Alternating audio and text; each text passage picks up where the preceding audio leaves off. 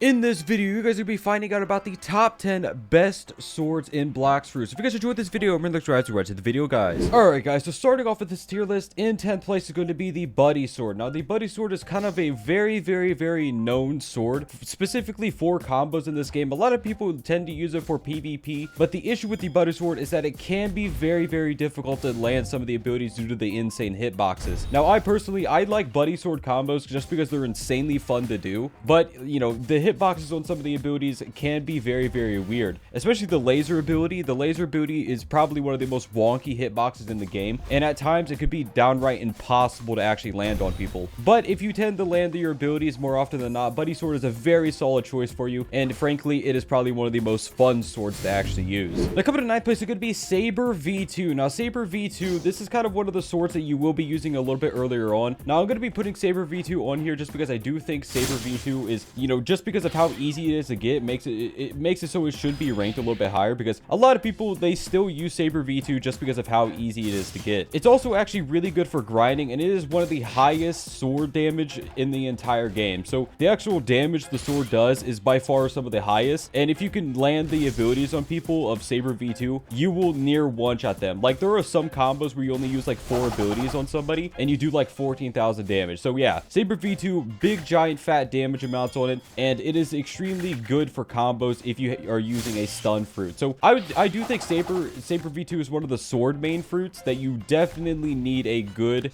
combo devil fruit to accompany it with. Now, coming to 8th place is going to be Shisui. Now, Shisui, I do think it's a very solid sword. A lot of people tend to use this sword for PvP just because it has very high damage, very good combo potential, and it has really, you know, fast moves. So you could easily combo this with a lot of the other, you know, devil fruit abilities. Even if you're not a sword main, you can use it with, you know, a lot of the fighting styles and stuff like that. So I definitely think this is a very solid sword. It is probably one of the single best ones for PvP, but I definitely think, you know, grinding should play a little bit of part. There are some other swords, like, you guys may be surprised as to why I ranked this so low, and, you know, you may disagree or agree with my opinion, but I definitely think that this is a very good PvP sword, but some of the other swords in this game kind of just do it a little bit better. And I definitely think that, you know, Shisui, it used to be the absolute best, but as more swords were introduced in the game, it just became worse over time. Now, coming to 7th place, it's going to be Canvander, and sorry if I said that wrong, by the way, guys, but this sword, Canvander, is a very good sword. Now, I personally think it's a better version of Shisui, but, you know, some people can kind of go back and forth about it. I definitely think this sword is significantly easier to use than Shisui, which is the reason why it's going to be ranking it higher. So if you're very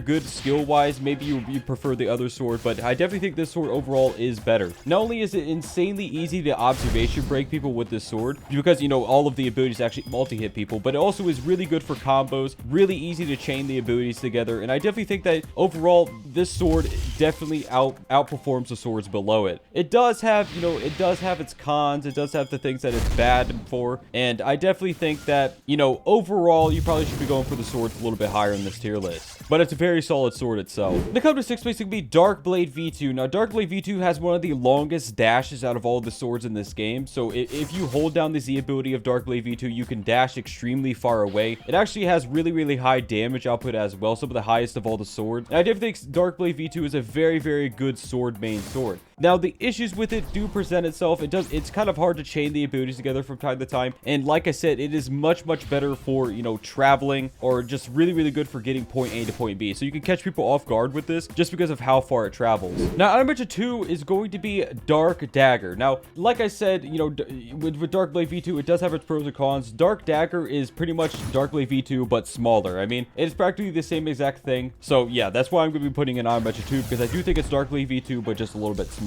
Now, if you guys are unaware of what honorable mentions are, it basically means that it didn't make it onto this list. So imagine honorable mention 1 as being number 11, honorable mention 2 as being number 12. I usually put them into the actual tier list because I think it's a little bit interesting to add swords that would have made it otherwise if there wasn't, you know, as many OP swords in the game. Now, honorable mention 1 is actually going to be the Hollow Scythe. Now, this sword is probably the go-to sword for Buddha users just because it has insanely fast M1 clicks. I have seen people use Hollow Scythe quite a lot in Buddha PvP just because of how fast you can click with it. You get an insanely large M1 range, so with Buddha you can click insanely fast, and it is probably one of the best swords for grinding just because of the click speed of it. Now, I definitely think Cursed Dual Katana is kind of just a better version of the Hollow Scythe, but it doesn't mean the Hollow Scythe is bad. It's just a very solid sword. Now, starting off the top 5 is going to be Pole V2 coming in in 5th place. Now, Pole V2 has some of the most solid stuns out of all of the swords in this game, and I definitely think Pole V2 is one of the single best swords for non-sword mains, just because the stun potential of it is absolutely amazing. You basically get rumble stuns, but without actually having to have the rumble fruit. So Pole V2, very, very solid sword. It's just insanely hard to get unless you're a hardcore grinder in the game. Now, coming to 4th place is going to be the Yama sword. Now, sorry if I say these swords wrong, by the way, guys. That's probably going to happen a lot in this video, but the Yama sword. Now, this sword is insanely good, but you have to have good aim for it. This is kind of the go-to fruit for,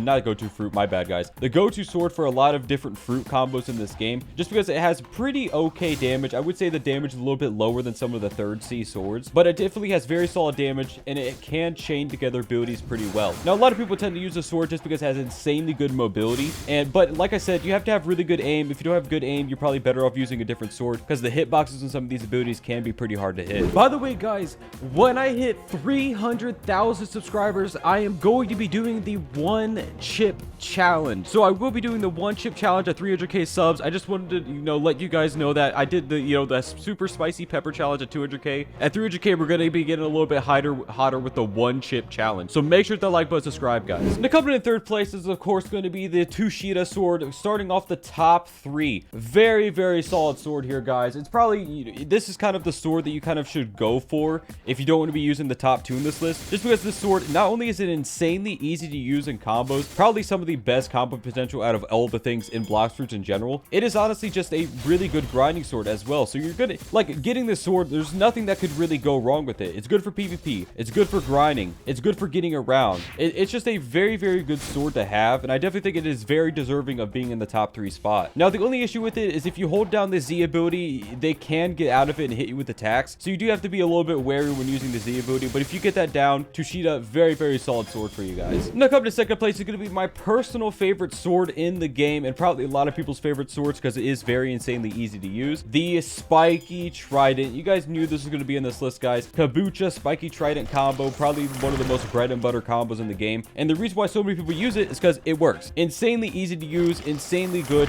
Though, the Spiky Trident, Flying Trident Pool, one of the, obviously, guys, it's one of the best combo abilities in the game, if not the single best combo ability in the game. It activates a lot of people's combos. Though Hurricane can be used for, chaining together superhuman combos or godhuman combos if you guys want to be doing that. So I definitely think your Spiky Trident, obviously, guys, very deserving of even being in 1st place. I definitely think 1st place and 2nd place go hand in hand, but I definitely think 1st place has a little bit tiny bit of an edge on it. So Spiky Trident, very solid 2nd place in this list, guys. Flying Trident Pool, absolutely excellent for combos. Now, the only issue is using this for, grinding normal NPCs can be quite annoying because it is a very single target based, sword. So I would recommend just using this for PvP or bosses, guys. By the way, guys, what is your favorite sword in Blox Fruits? Leave in the comments below. We'll be checking them out. All right, guys. So coming in 1st place, as you guys probably knew, is going to be the Cursed Dual Katana. Cursed Dual Katana, probably the single hardest sword in the game to get. Insanely difficult to get this due to you having to get both the insanely hard swords to get, and you have to do the puzzle to get this. So I definitely think it's very worth it, guys. This sword is absolutely insane, especially if you get all of the upgrades on it. It can actually do so in some absolutely massive damage output. Not only does it have very absolute massive damage output, but it has extremely fast M1. So if you don't actually want to use the hollow scythe, this will actually be your better choice for, Buddha combos, quote unquote, aka spam clicking. Very fast M1s, guys. It has very, very long ranged abilities as well, just because it can travel so far with it. And it also is insanely good for combos due to the revolving Ravager ability. So if you hold this ability down during a combo, you would do absolutely insane damage output. Not only that, but when you let go of the Z ability, it will launch them away, which then you could Slayer of Goliath X ability to them to continue your combo. So you do absolutely insane damage output. Really, really good for multiple people fighting at the same time. And quite frankly, this is single-handedly the best sword in the game. Anyways, guys, that's for this video. If you enjoyed this video, guys,